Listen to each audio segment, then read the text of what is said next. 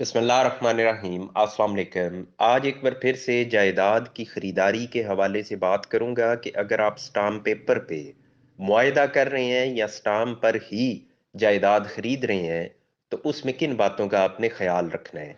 एक बुनियादी बात तो आप अपने जहन में ये बिठा लें कि स्टाम्प पेपर पे जायदाद नहीं खरीदी जा सकती, वो एक आर्जी मुआयदा होता है।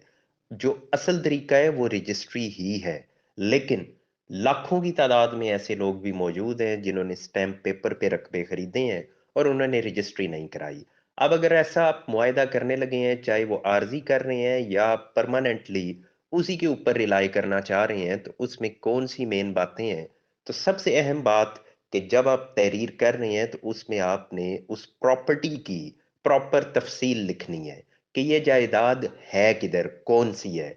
अब उसमें आपको भी पता है कि अगर वो फर्द वाली ज़मीन है, यानी उसका रिकॉर्ड महकमा माल के पास है, तो आप खेवट, खतूनी, खसरा नंबर मेंशन करेंगे। अगर वो मकान है तो उसका हदूद दरबा भी आप लिखेंगे कि इसके मशरिक, मगरिब, शुमाल, जनूब में कौन-कौन से दीगर मकान हैं। अगर उसका कोई पीटी-1 वगैरह मौजूद है, आप उसका हवाला देंगे। और अगर ये फ़र्द वाली ज़मीन नहीं है, तो फिर दीगर जो भी उसकी डिटेल्स अवेलेबल हैं, आप उन तमाम तफ़सीलात का इसमें ज़िक्र करेंगे। फिर जो दूसरी अहम तरीन बात वो ये है कि आपने हमेशा मुआयदा करना है जो मालिक है उसके साथ। मालिक के साथ ही मुआयदा हो सकता है, और अगर मालिक एक से ज़्यादा हैं तो फिर सब के साथ होगा। ऐसा नहीं है कि 4-5 बहन-भाई हैं तो एक भाई के साथ आपने मुआयदा कर लिया है और बाकी जो हैं वो उसमें शामिल ही नहीं है, तो आप कहेंगे कि ये पूरी प्रॉपर्टी का आपने मुआयदा कर लिया। नहीं, फिर तो मुआयदा होगा सिर्फ़ उसी की हद तक जिसने आपके साथ वो मुआयदा किया है, जिसने उस पे साइन किए हुए हैं। बाकी जो है वो कहते हैं हम तो इसमें शामिल ही नहीं, तो उनको ना अदालत बाउंड कर सकती है, ना कानूनी तौर पे आप हक रखते हैं कि आप उनसे तकाज़ा करें। फिर इसमें अगर मालिक नहीं है और या एक मालिक है, बाकी नहीं है, तो फिर बाकियों का अटॉर्नी यानी मुख्तारनामा उसके पास होना चाहिए। अगर उसके पास मुख्तारनामा है, फिर भी ठीक हो गया। या ये है कि वो शामिल नहीं है, लेकिन कल को जब उन्हें बुलाया जाता है, तो वो कहते हैं, "यस, हम शामिल हैं।" वो इकरार करते हैं कि, "हमें पता था, हमारी इजाज़त से हुआ, फिर तो मसला हल हो गया।" लेकिन अगर वो कहें कि, "नहीं, हमें तो पता ही नहीं था, हम तो इस मुआहदे का हिस्सा नहीं हैं," तो फिर उनके ऊपर ये बाइंडिंग नहीं है। इसी तरह से अगर कोई छोटा बच्चा है, नाबालिग है और बड़े ने उसके बिहाफ़ पे मुआहिदा कर दिया, तो उस मुआहिदे की भी कानूनी हैसियत नहीं है।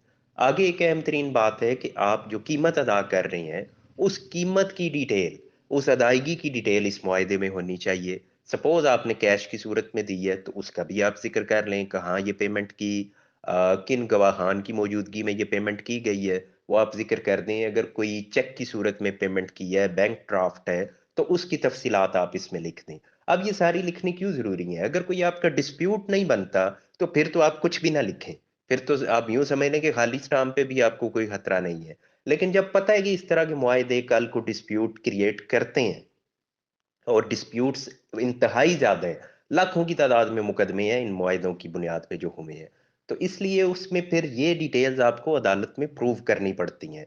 तो इसलिए कीमत को आप उसमें प्रॉपर्ली मेंशन करें और उसका सोर्स यानी किस अंदाज़ से पेमेंट हुई है, उसका आप तज़किरा इसमें कर दें। फिर जो अहम तरीन बात है वो ये है कि 2 गवाह इसमें होने ज़रूरी हैं और वो इंतहाई मैंडेटरी हैं। 2 गवाहों के बगैर इस मुआहिदे की कोई वर्थ नहीं बन जाती। अब वो 2 गवाह उसमें भी प्रेफ़रेबली अगर कोई यंग लोग हों और कोई पढ़े-लिखे लोग हों, तो वो ज़्यादा बेहतर। क्यों? क्योंकि अदालत में फिर उन्होंने पेश होना होता है। अब अगर हैं ही एज्ड लोग, आपका मुआहिदा 10 साल बाद अदालत में पहुँचता है, आपका इश्यू बन जाता है, तो 10 साल के बाद पता चले कि वो अल्लाह को प्यारे हो चुके हैं, तो फिर मसाइल तो बन गए। या कोई ऐसा बंदा है कि जो पढ़ना-लिखना भी नहीं जानता, तो वो उधर प्रॉपर जवाब भी नहीं दे सकता अपनी बातों का, यानी जो कुछ उससे पूछा जाए। इसलिए बेहतर है कि उसमें एक हेल्दी और जो ऐज में भी नॉर्मल ऐज के हों, उनको बतौर गवाह आप शामिल करें। फिर इसमें अहम बात कि आपने इसको नोटरी पब्लिक के पास इसको दर्ज कराना होता है, नोटराइज़्ड इसको कराना होता है। ये भी आप लाज़मी समझें। अगर आप नहीं कराते, यानी एक सबूत आपके लिए क्रिएट हो जाता है कि ये मुआहिदा वाक़ई ही हुआ है।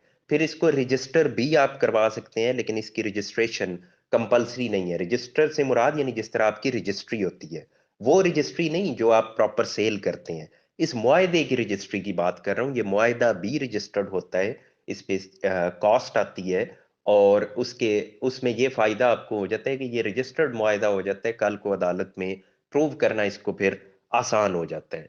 आगे जनाब इसमें मजीद ये बातें लिखी जाती हैं कि कब्जा आया मौके पे दे दिया गया है या नहीं। हाँ, अगर आपने पूरी कीमत अदा कर दी है फिर आप कब्जा जरूर लें, चाहे प्लाट है या मकान है।